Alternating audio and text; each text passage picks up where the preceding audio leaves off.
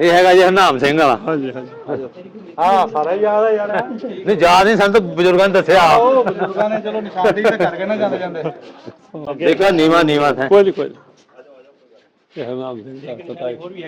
ਅੱਛਾ ਨਹੀਂ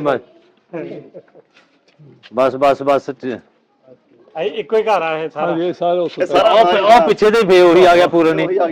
ਇੱਥੇ ਨਾਲ ਇਕੱਠੇ ਘਰ ਸੀ ਉਹ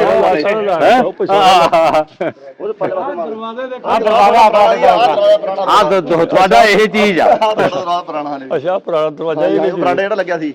ਹਾਂਜੀ ਇਹ ਜ਼ਰੂਰ ਕਹਿ ਗਏ ਪੁਰਾਣਾ ਤੁਹਾਡੇ ਬਜ਼ੁਰਗਾਂ ਦਾ। ਹਾਂਜੀ ਨਿਸ਼ਾਨੀ ਲੱਭ ਗਈ ਹੈ। ਨਿਸ਼ਾਨੀ ਉੱਥੇ ਲੱਭ ਗਈ। ਇਹੋ ਮਤਲਬ ਇਹ ਸਾਡੇ ਤਾਈ ਦੇ ਘਰ ਆ ਨਾ। ਬਿਠਾਓ ਕਰੋ ਪਾਣੀ ਪਾਈ ਸਾਨੂੰ। ਪਾਣੀ ਪੁੱਛ ਲਵੇ ਇਸ ਤਾਂ ਹੁਣ ਜੋ ਲਾ ਹਟੇ ਆ। ਇਹ ਚੀਜ਼ ਦੀ ਲੋੜ ਨਹੀਂ। ਨਹੀਂ ਪੀ ਕੇ ਸਾਰਾ ਕੁਝ ਕਰਕੇ ਆਏ। ਸਭ ਸ਼ੱਕ ਹੈ ਇਹ ਨਾ ਪੁਰਾਣੇ ਬੈਠੋ ਹੁੰਦੇ ਅੰਦਰ ਬੈਠ। ਚਲੋ ਇਹ ਵੀ ਚੰਗਾ ਜਿਹੜਾ ਦਰਵਾਜ਼ਾ ਹੈਗਾ। ਇੱਕ ਖਾਸ ਤਸਵੀਰ ਬਣਾ ਲਓ, ਨਿਸ਼ਾਨੀ ਰਹਿ ਜਾਏਗੀ। ਇੱਥੇ ਖੜੋ ਦਰਵਾਜ਼ੇ ਕੋ ਦੋਨੇ ਜਾਣੇ।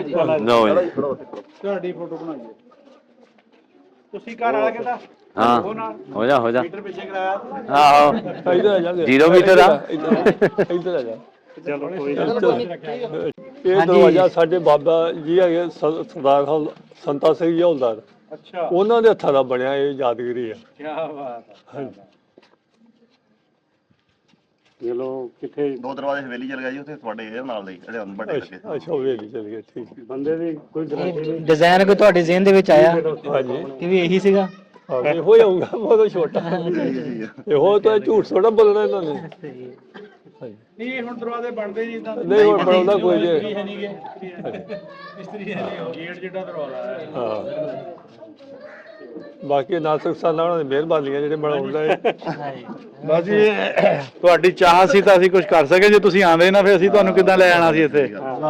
ਤੁਸੀਂ ਆਏ ਆ ਤਾਂ ਤੁਹਾਨੂੰ ਹੁਣ ਇੱਥੋਂ ਅੱਗੇ ਲੈ ਕੇ ਆਣਾ ਤਾਂ ਸਾਡਾ ਹੱਕ ਬਣਦਾ ਸੀਗਾ ਜੀ।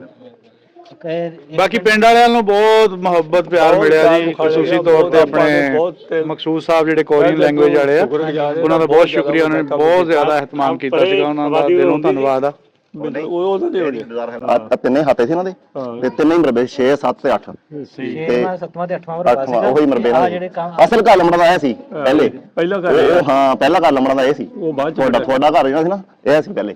ਉਹ ਬਾਅਦ ਚ ਹੁਣ ਇਹਨਾਂ ਨੇ ਆ ਕੇ ਉਹ ਕੀਤਾ। ਆਹ ਫਿਰ ਉਹ ਭੋਜਨ ਹਾਂ ਯਕੀਨ ਆਦਾ ਸੀ ਵੀ ਬਜ਼ੁਰਗ ਸੱਚ ਦੱਸਦੇ ਆ। ਬਿਲਕੁਲ ਜੀ ਯਕੀਨ। ਅੱਜ ਜਦੋਂ ਆ ਕੇ ਦੇਖ ਲਿਆ ਸਾਹਮਣੇ ਸਾਰਾ ਕੁਝ ਹੋਰ ਲੱਗੀ ਹੁਣ। ਗੱਲਾਂ ਸੱਚੀਆਂ ਗੱਲਾਂ ਸੱਚੀਆਂ ਬਿਲਕੁਲ ਜੀ। ਨਹੀਂ ਯਕੀਨ ਹੈ।